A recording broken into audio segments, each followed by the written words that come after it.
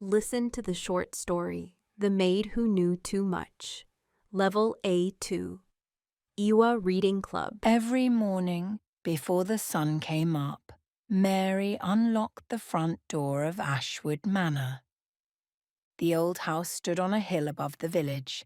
It had tall windows, long halls, and more rooms than Mary could count. Rich people lived there. Mary did not. She only cleaned their rooms, made their beds, and served their breakfast. Every morning, Lady Eleanor smiled kindly at Mary. Every morning, Lord Ashwood looked at his newspaper and said nothing. Every morning, the grandfather clock rang 7 times. Everything always happened the same way, until one Monday. That morning, Lady Eleanor did not come to breakfast. Mary knocked on her bedroom door. No answer. She knocked again. Still nothing. The room was empty.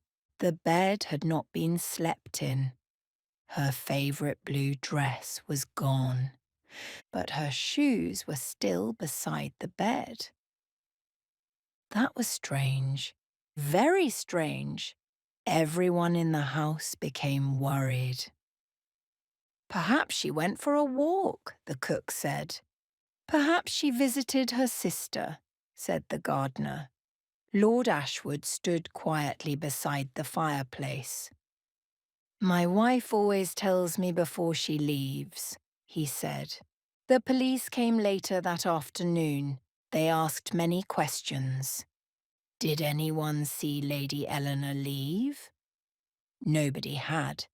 Did anyone hear anything? Nobody had. The police searched the house, they searched the garden, they searched the woods behind the manor. They found nothing. Mary tried to continue working. Every morning she dusted the library. Every morning she cleaned Lady Eleanor's room. Every morning she noticed something new. One morning, a family picture was missing. The next morning, Lord Ashwood's muddy boots had disappeared. Another morning, the fire in the library was already burning before sunrise. Small things, very small things. But Mary noticed everything. That was part of her job. One rainy evening, Mary was cleaning the library when she saw Lord Ashwood enter the room. He looked around carefully. He thought nobody was watching. He opened a large painting beside the fireplace. Behind it was a small iron door. A secret room. Mary quickly hid behind a bookshelf.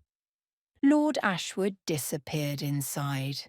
When he came out a few minutes later, he was carrying a small wooden box. He locked the secret door again and left. Mary waited until she heard his footsteps disappear. Then she walked to the painting. The hidden door was locked, but she noticed something. A small silver key lay on the carpet. Lord Ashwood had dropped it. Mary picked it up. Her hands were shaking. She knew she should not open the door. But she also knew Lady Eleanor was still missing. The next morning, before anyone else woke up, Mary unlocked the secret room. It was small, cold, dark. There was no treasure, no gold, only letters. Hundreds of letters, all of them belonged to Lady Eleanor. Mary slowly opened one. My dear sister, it began. The next letter was different. My dear father. Another. My dear friend.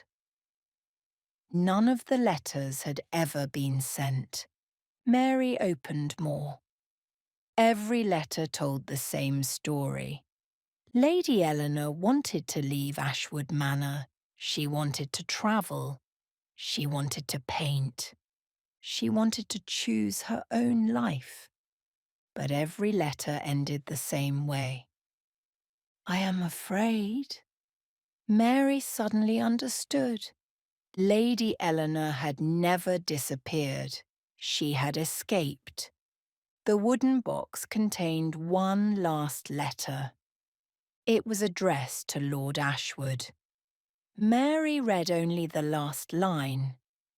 If you truly love me, please don't look for me. That evening, the police returned. They asked Lord Ashwood if they should continue searching. He looked at the empty chair beside the fireplace. Then he quietly shook his head. No, he said. I think she finally found what she was looking for. The police left. Life at Ashwood Manor slowly became quiet again. Every morning Mary unlocked the front door. Every morning she cleaned the empty bedroom. Every morning she looked at the window where Lady Eleanor used to stand. Sometimes knowing the truth is not the same as telling it. And sometimes the greatest secret is not where someone went. It is why they had to leave. If you enjoyed this story, leave a comment. We'll keep making stories like this.